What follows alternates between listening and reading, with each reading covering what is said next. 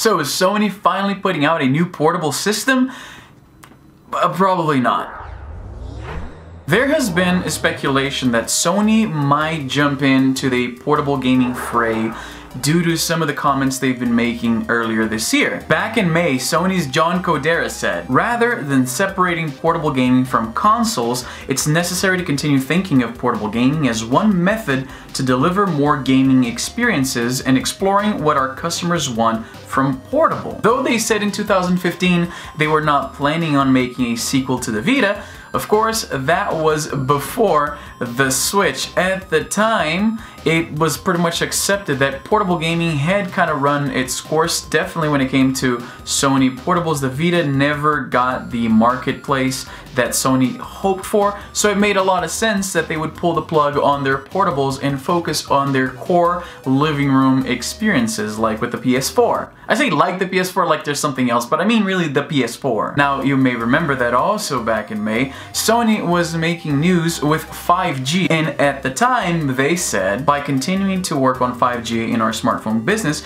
we are aiming to develop 5G technology as a competency that can be used across the Sony group. Now, typically speaking, the only thing really that would benefit from 5G is, well, cell phones. Well, not quite. A lot of people, myself included, thought that this is a sign that they are still thinking about delivering gaming experiences on the go. A 5G chip would benefit a machine that could access their cloud system to stream games, something like PS Now, which, in my opinion at least, hasn't really lived up to its full potential just yet. So when you put all of these things together, John Kodera saying that they aren't really giving up on portable just yet, it sounded like they're trying to figure out a way to still get into that market. Then you have the whole 5G thing, which seems to indicate that Sony isn't thinking just cell phones to benefit, to leverage this technology. You have the fact that Sony has historically mimicked Nintendo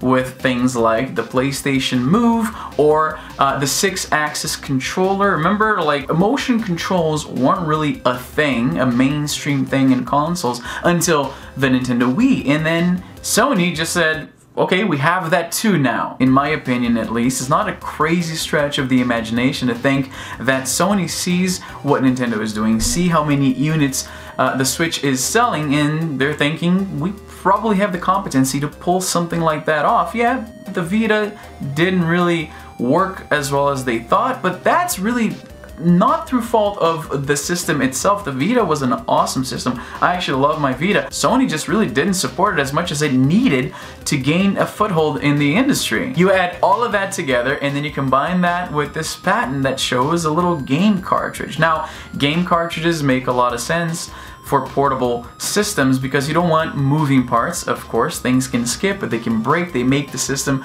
more prone to failure, both just hardware failing on its own, or if you were to drop it. As you know, if you were to drop something like a Discman or a hard drive, that's going to cause a lot more damage to the internals than if you were to drop a cell phone or a flash memory iPod like the iPod Nano. Now, I'm a big portability fanboy. I love my Switch, and I've been saying for months now, I'd love to see the type of AAA experience we get out of Sony on a portable. And yes, before you say it, I know that we didn't get that with the Vita, but I think they would approach something like a Sony Switch much differently than they did with the Vita. I have high hopes, still do, that we'll see something like this. I think Sony would be leaving money on the table if they don't offer something that competes with the Switch. I would love for the PS5 to be like Sony's answer to the Switch, however copycatty that may be. And there's the other thing that I forgot to mention. Sony bowed out of E3 next year. They're not going to be showing anything. They're not going to be at the convention.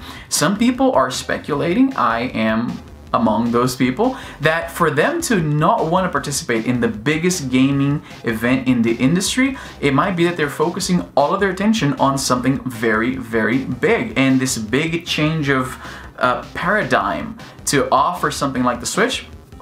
Look, I know that this is highly speculative. I know this is wishful thinking on my part, but I want to believe. Anyway, so I was ready. When I started writing the script for this video, I'm like, yeah, here we go. They're making cartridges. They're interested in 5G for something other than just cell phones. They are skipping E3 next year, so obviously they got something big on their plate. They are patenting game cartridges. This is it. Sony Switch. When? What are they gonna even call it?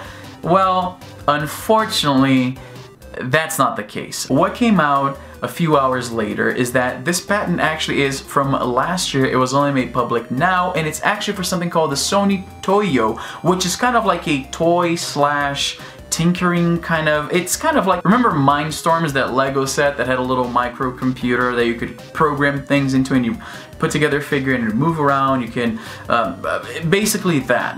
Apparently that's what it's for.